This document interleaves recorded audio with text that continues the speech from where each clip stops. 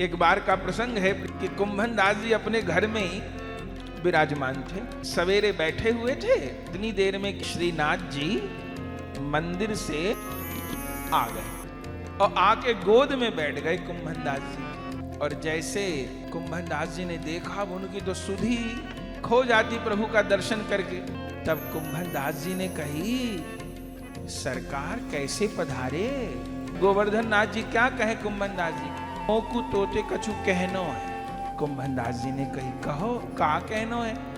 और बार बार ठाकुर जी कहते मोकू तोते कछु कहनो है। इतने में आ गए राजा मान सिंह। राजा मान सिंह गिरिराज जी आए हुए थे, सूरदास जी, कुंभन दास जी, सब महापुरुष कीर्तन कर रहे थे। तो मान सिंह को बड़ा अच्छा लगा और उसने सबके बारे में पूछा और सबके बारे में बताया।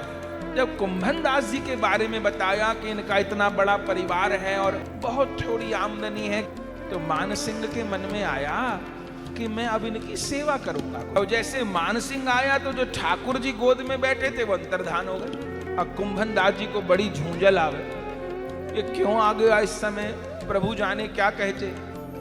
फिर कुंभन दास जी को लगा पता नहीं कब जाएंगे ये, मेरे तो ठाकुर जी भी चले गए और भजन का समय था, भी तिलक आदि भी नहीं किए, मुझे भजन भी करना है। तो उनकी जो भतीजी थी विधवा, उनको कहा, लाली आसने ले आ और आरसी ले आ।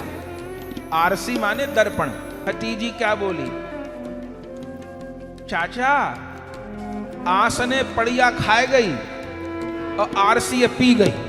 पड़िया माने भैंस का बच्चा। अब मान सिंह का माथा चल गया कि भैंस का बच्चा आसन कैसे खा जाएगा, दर्पण को कैसे पी जाएगा। तो कुंभन दास जी क्या बोले, अरे तो नयो आसन ले आ, नई आरसी ले आ। मान सिंह देखने लगे क्या आएगा। इतनी देर में वो लाली आई, आसन के नाम पे तो घास फूस ले आई, वो बिछा दी, बैठो।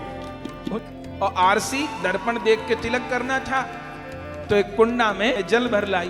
अब कुंभन दास जी की दशा देख के मान सिंह को लगा कि ये तो कितने निष्किंचन है, इनके घर में तो माने आसन भी नहीं है बैठने के लिए।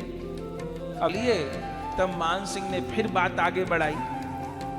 कुंभन दास जी ने कहा, कहो। मान सिंह ने कहा, महाराज असली बात यह है कि मैं आपकी कुछ सेवा करना चाहता हूं।